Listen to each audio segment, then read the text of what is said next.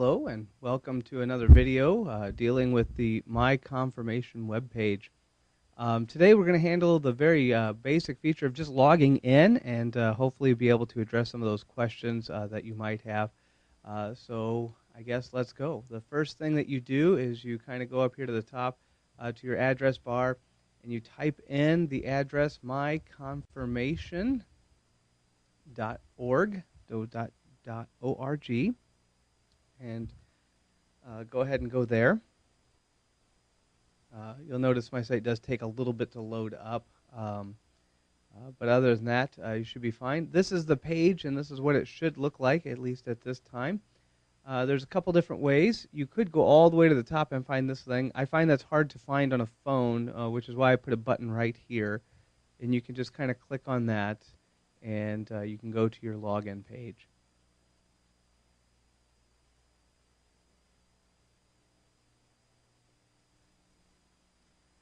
All right, here we are at the login page. You'll notice it gives you a few options to log in.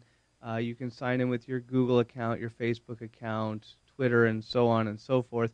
However, for the confirmation purposes, I need you to log in with you or your students, that is your child's login information. It's going to be their first initial. So my first name is actually James, and so you'll notice there's a J right there.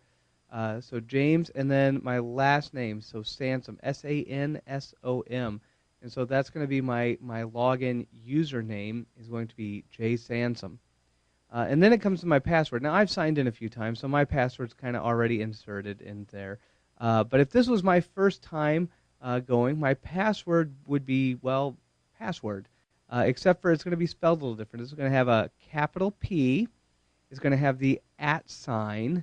It's going to have SSW, and then it's going to have a 0 instead of an O, and then RD. And the reason it's going to be that, and it's going to force you to change it, and you'll find out all this, is because just to make sure you have a strong password, it makes sure that you have all the various things. So you have to have letters in there, and you have to have at least one that's capital and one that's lowercase. It has to have an alphanumeric number or letter. Like an @ symbol, and it also has to have a number in there. So it's going to have all of those things, which I know is a huge pain, but this is just the web structure, and that's what it demands, and so that's what it is. If you do run into problems, like so you sign in and it doesn't let you sign in, go ahead and email me, and I will reset your password. But like I said, it's going to force you to change your password so that you can change it to whatever you feel it needs to be. So there's that. Once you're logged in, then you can go to all kinds of places, and we explore some of those areas in other videos. I hope this has been helpful. God's blessings on your day, and talk to you later.